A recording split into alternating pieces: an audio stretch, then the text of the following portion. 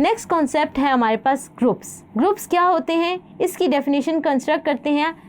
पहले कुछ मज़ीद कॉन्सेप्ट देख लेते हैं। सबसे पहला हमारा कॉन्सेप्ट है ग्रुपाइड। ग्रुपाइड क्या है, एक ऐसा नॉन एम्प्टी सेट जिसमें हम कोई बाइनरी ऑपरेशन को क्या कर सकें, डिफाइन कर सकें। तो हमारे पास एग्जांपल है, इसकी देख लेते हैं।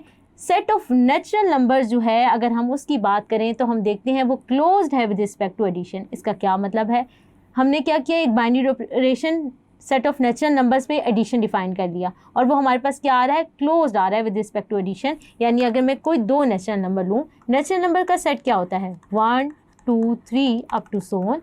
अगर मैं कोई दो नेचुरल नंबर ले लूँ यानी 2 + 3, तो मैं आंसर देखूँ क्या आ रहा है, 5, which is belong to n। So we can say the set of natural number is closed with respect to addition। तो ये क्या होगा, ग्रुपाइड होगा।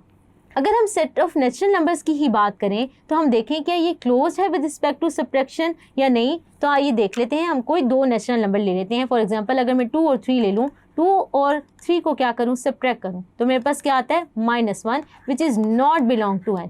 तो हम कह सकते हैं set of natural number is not close with respect to subtraction and so it is not a groupied with respect to subtraction।